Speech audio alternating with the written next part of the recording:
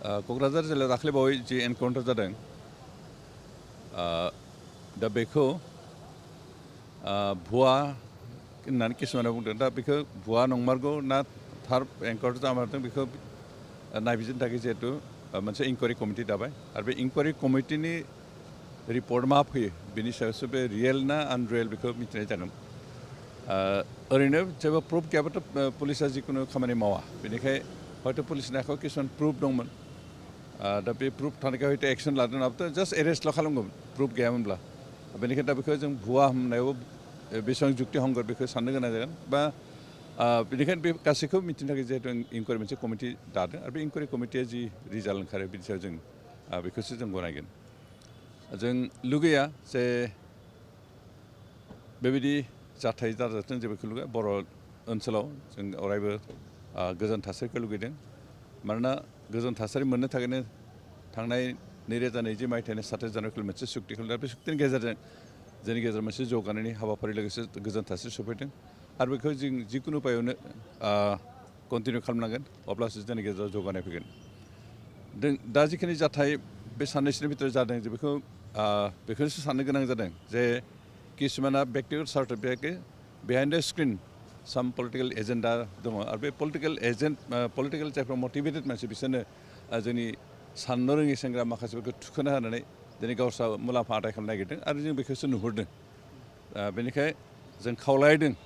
जोंनि सेंग्रा सिख्लाफ्रा जोंनि जोहोलावफ्रा जाहाथे सोरनिबा प्रडक्सनाव सोरनिबा पावार हास्थायनानै नारसनहरनो जाहाथे गोरोन्थि मावा आरो अन्तत जोंनि गेजेराव दावराव दावसि खालामनो थाखाय नाजाफैनो जों बेखौ खावलायदों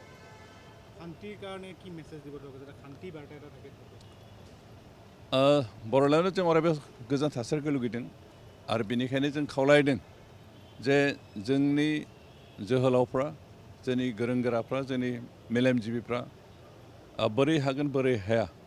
बर'फोरनि गेजेराव बर'जों लोगोसे गुबुन गुबुन हारि जिहेतु बर'लेण्ड ओनसोलाव दं बे गासैबो हारिफोरनि गोजोन थासारिनि थाखाय जोंनि गेजेराव गोरोबलायनाय आरो बिदा फंबाय अनलायनायनि जि मोनसे परिबेस नांगौ जों बेबायदि परिबेसखौ जाहाथे माबायो आरो जों बेखौबो खावलायदों सोरबा स्वार्थफोर मानसिया सोरबा पलिटिसियानफ्रा गावनि स्वार्थनि थाखाय जे इन'सेन्ट मानसिफोरखौ थुसनना हरनानै जाहाथे अनाहकत जिउ खहा जाजानो गोनां बेबायदि परिबेस मोनसे जाहाथे लाबोआ बेखौनो खावलायदों जे पलिटिसियानफ्रा गोबां समावनो गावनि स्वार्थनि थाखाय नंखायखौ प्रसार खालामनानै मानसिफोरखौ